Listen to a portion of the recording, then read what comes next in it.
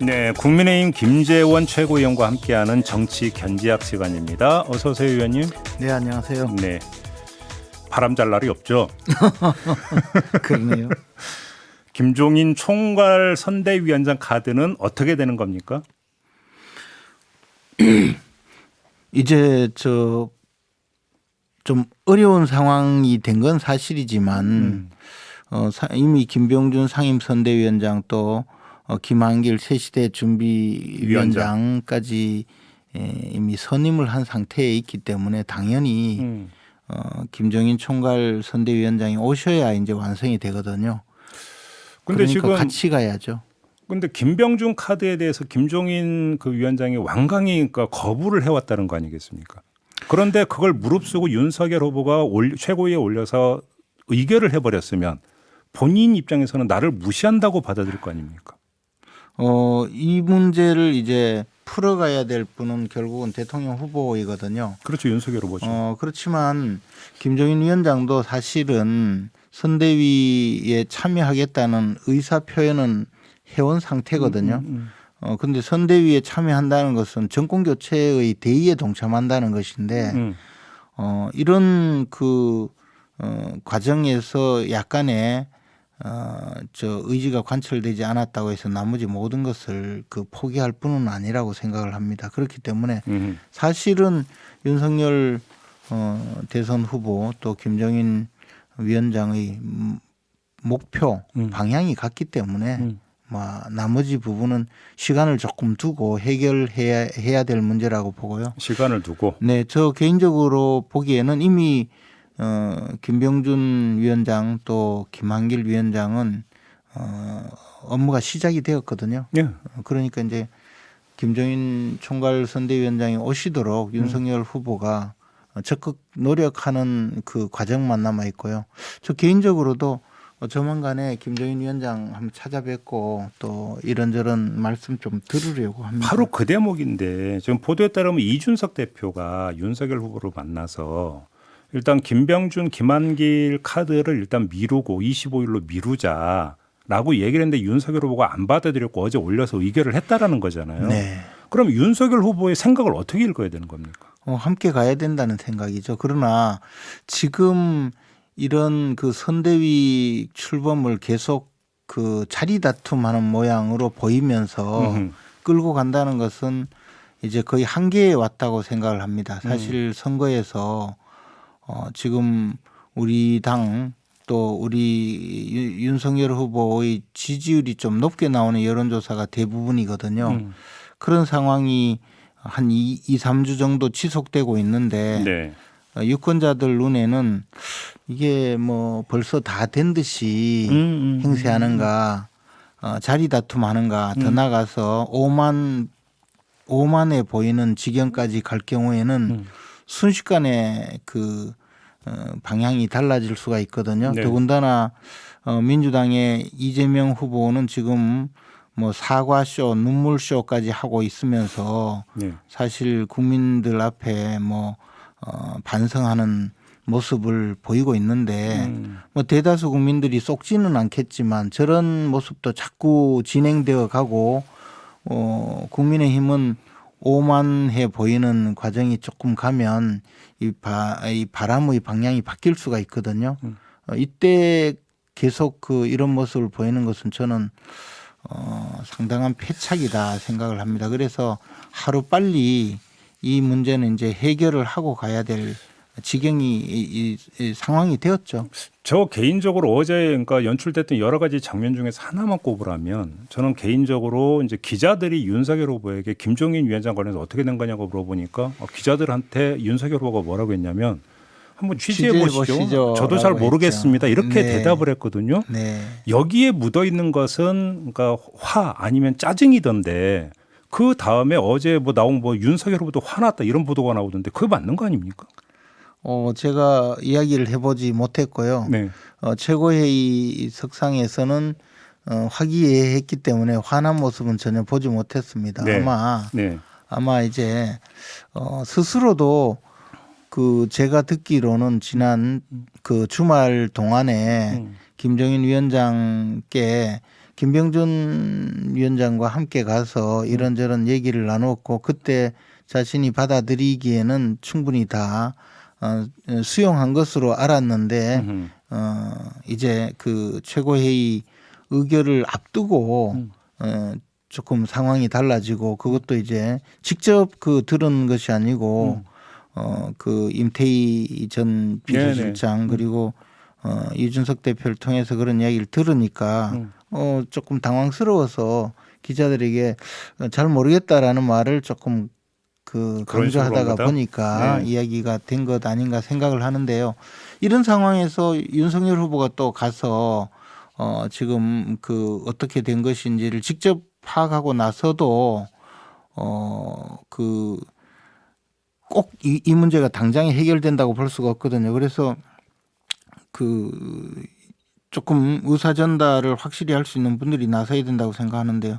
저도 하여튼 한번 찾아뵐 지금 그 계획을 갖고 있습니다. 얼마 전에도 만나셨고 하니까 그럼 한번 이걸 여쭤볼게요. 김종인 위원장은 왜 김병준 카드를 그렇게 마다했던 거예요? 이유가 뭐예요? 근데 제가 듣기로는 명시적으로 그 이야기를 하는 것은 들은 바가 없다고 하거든요. 명시적으로 김병준은 안 된다라는 이야기를 뭐 하신 적이 없다고 그래요. 그래서 그 문제라기보다는 좀 더 지금 이런 저 인사들이 같이 참여하고 또 선대위가 막 구성되고 있는데 그 윤석열 후보의 그 지금까지 국민들에게 지지를 받고 희망을 주었던 모습이 과연 제대로 드러날 수 있느냐 좀 더 한번 우리 생각해 보자 원점에서 재검토해 보자라는 그런 큰 그림에서 조금 시간을 요구하는 것 아닌가 생각이 드는데요. 뭐 구체적인 것은 저도 곧 찾아뵙고 한번 알겠습니다. 아무튼 그러면 들어보려고 합니다. 최고위원님께서 보시기에는 지금 김종인 위원장 합류가 물 건너간 게 아니라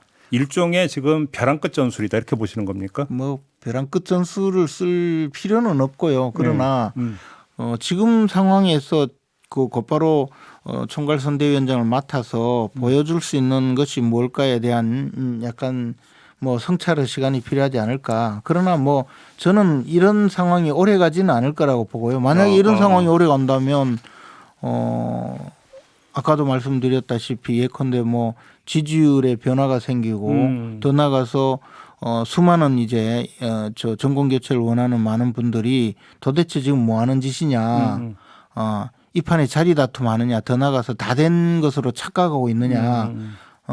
이 오만 방잔 사람들아 그렇게 나올 수가 있거든요. 바로 그 지점인데. 더 나가서요. 지금 민주당은 지금 당 대표부터 모든 국회의원들이 다 자리를 내놓고 전부 각자 지방으로 내려가서 각자 자기 근거지로 내려가서 선거운동을 하라는 움직임이 있거든요. 아마 곧 그렇게 보일 거예요. 저분들이야 뭐 당연히 그렇게 하지 않겠습니까? 그런데 여기는 지금 자리 다툼하느라고 선대위 구성까지도 못하고 있다. 이 역풍과 이 분노를 누가 견뎌낼 수 있겠습니까? 저는 정신 차리지 않으면 곧 지금 이름 등장한 사람들 다 나가라라는 그런 정도의 또 반발이 나올 수도 있다고 생각하거든요. 그래서 이 문제를 그냥 단순히 뭐 감정 싸움 내지 자리 다툼으로 보여지는 상황이 오래 가서는 안 된다는 문제의식을 갖고 지금 있습니다. 말씀하신 맥락에 연결이 되는 것 같아서 확인 질문을 드리는 건데요. 작년 그러니까 총선 때도 김종인 위원장이 총선 막판에 선대위원장으로 합류를 했잖아요. 초기부터 합류를 했던 게 아니라 그런 것처럼 이번에도 그럼 일단 선대위 발족을 시키는데 본인은 합류를 안 했다가 중간에 예를 들어서 윤석열 후보 위기 상황이 만약에 연출이 되면 그때 해결사의 어떤 모습으로 등장할 가능성은 어떻게 봐야 될까요? 그 당시는 사실 황교안 전 대표가 공천관리위원장 추천위원회를 만들었거든요. 그래서 그 공천관리위원회 추천위원회의 위원장이 조경태 의원이었는데 조경태 의원이 공천관리위원장 후보로 김종인 위원장을 단수 추천을 했어요. 그런데 황교안 대표가 그걸 거부하고 김형호 의장을 관철시켰거든요. 사실 저는 현장에 있으면서 이럴 거면 왜 공천관리위원장 추천위원회를 만들었는지 이해할 수가 없었거든요. 그러나 어쨌든 뭐 여러 이 핑계를 대면서 김종인 위원장을 배제했고 그러면서 결국은 이제 선거 상황이 안 좋아지니까 김종인 위원장을 모셔온 그렇죠. 거였죠. 그렇죠. 그러나 지금은 이미 후보의 그 발언으로 김종인 총괄선대위원장을 모시겠다고 한 상태였고 온 국민이 다 아는 상황에서 만약에 이런 상황이 장기화된다면 이것은 그때와 사정이 전혀 다르죠. 시간 참유는 아니다. 이번에는 그렇게 될 수 없다 이런 말씀이시고. 하루 빨리 이 문제가 해결되지 않으면 예. 국민들의 눈에는 굉장히 좋지 않은 모습을 보일 것이고 이 상황이 위기가 다가올 수도 있습니다. 알겠습니다. 지금 지지율 추이는 어떻게 분석을 하세요? 어제 나온 여론조사 하나를 보면 이재명 하나는 원래 그 여론조사 회사의 여론조사는 조금 들쑥날쑥한 면이 있었어요. 숫자는 그래서 말씀하지 마시고. 그러니까요. 네. 그래서 앞으로 이제 곧 또 여론조사가 쏟아져 나올 텐데 그렇죠. 지금 이 국면이 영향을 미칠지 미치지 않을지는 몰라도 여론조사상의 기존의 지지율 차이와 조금 다른 아마 좀 좁혀지는 그런 내용으로 여론조사 결과가 나오면 예. 온통 그 책임이 지금 등장인물들에 대해서 선대위 구성 문제로 갈 거다. 예, 그렇게 비판이 쏟아질 텐데 이 문제를 오래 끌고 갈 수 있겠습니까? 저는 어느 누구든 정권 교체에 대의에 동참하는 분이라면 빨리 더 이상 이 문제를 오래 끌고 가서는 안 된다고 보고요. 하루 빨리 함께 정권 교체의 대열에 모두 참여하고 스스로 자기의 주장을 조금씩 굽힐 필요가 있다고 생각합니다. 그러면 지금 최고위원님의 말씀을 정리를 하면 이런 말씀이신 것 같은데 이 문제를 풀려면 윤석열 후보가 다시 김종인 위원장 찾아가서 설득을 해서 모셔오는 것밖에 없다 이런 건가요? 윤석열 후보는 저는 그동안에 여러 가지 조치를 다 했다고 생각하고요. 네. 당분간은 좀 기다려야 된다고 봅니다. 왜냐하면 찾아간다고 지금 당장에 문제가 해결될 수는 없죠. 그리고 이미 김병준 위원장, 김한길 위원장의 임명을 끝냈고 선대위는 출범을 하게 되어 있거든요. 네. 이 상황에서 김종인 위원장이 참여할 수 있도록 다각도로 배려하는 것은 필요하지만 두 분이 당장 만난다고 해결될 것 같으면 벌써 해결이 되었죠. 그러면 최고위원님이 보시기에 김종인 위원장 카드는 반드시 잡아야 되는 필승 카드입니까? 당연하죠. 만약에 이 상황에서 네. 김종인 위원장이 참여하지 않는다면 무슨 상황이 되겠습니까? 그런 위험을 생각해야 되거든요. 이것은 김종인 총괄선대위원장이라고 발표를 한 순간 이 모든 위험은 후보가 떠안게 되어 있습니다. 그래요? 예. 그러면 오히려 거꾸로 그러면 윤석열 후보 입장에서는 김병준, 김한길 카드가 꼭 필요했던 이유는 뭐였을까요? 저는 세 분 다 필요하다고 봅니다. 그래요? 그리고 그러한 세 분 다 함께 참여하는 선대위를 윤석열 후보는 완전체라고 생각했을 것이고요. 그 과정에 약간의 서로 간에 의사 전달의 착오가 있을 수 있고 또는 윤석열 후보 입장에서는 조금 정치권의 어떤 문화에 정치권의 그동안의 의사소통 구조에 조금은 덜 익숙한 상황에서 이 문제가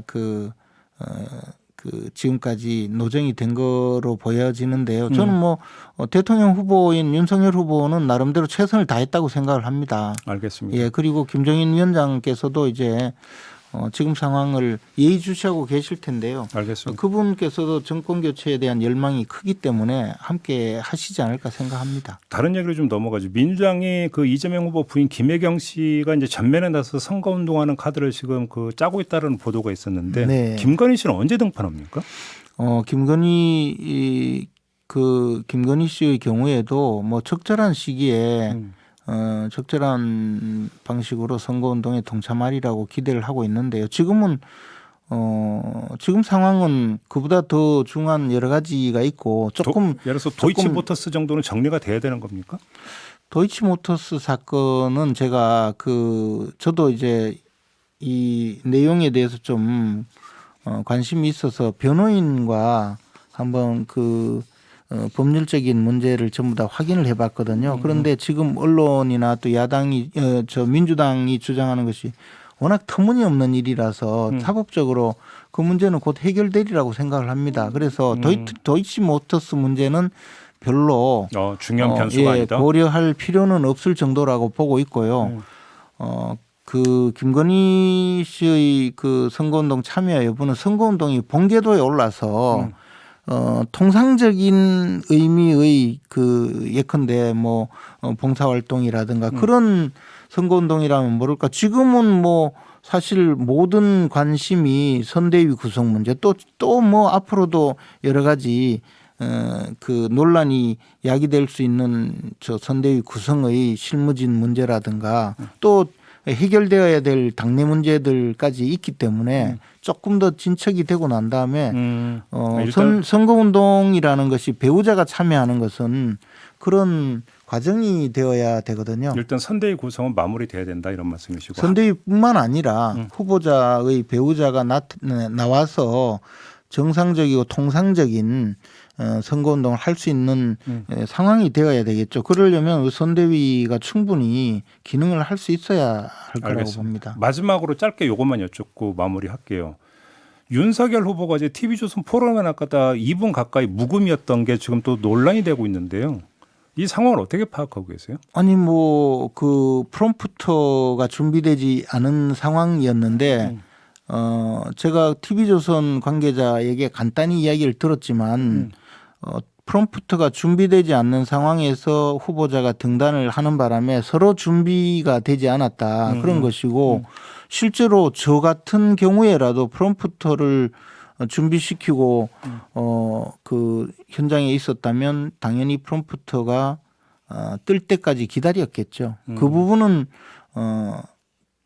어떻게 보면 그 행사를 준비한 측에서 조금 소홀하게 만든 것이 아닌가. 주최 측 문제다 이런 거죠. 이런 겁니까 정리하면? 만약에 현장에 어느 누구든 그 상황이 되었을 때 이재명 후보의 경우에는 프롬프터 필요 없이 내 의견을 말하겠다라고 올라갔다면 그렇게 이야기할 수 있는 것이고 윤석열 후보도 프롬프터 없이 현장에 가야 된다고 생각했다면 당연히 준비를 해갔을 텐데 알겠습니다. 그렇지 않고 프롬프터가 뜨지 않는다면 프롬프터 그 문자 발생기가 나타날 때까지 기다리는 것이 오히려 당연한 것이죠. 다만 그런 상황이 생방송으로 방송이 되게 만든 것은 문제가 있다고 봐요. 알겠습니다. 오늘 말씀 여기까지 듣겠습니다. 고맙습니다, 위원님. 네, 고맙습니다. 지금까지 국민의힘의 김재원 최고위원과 함께했습니다.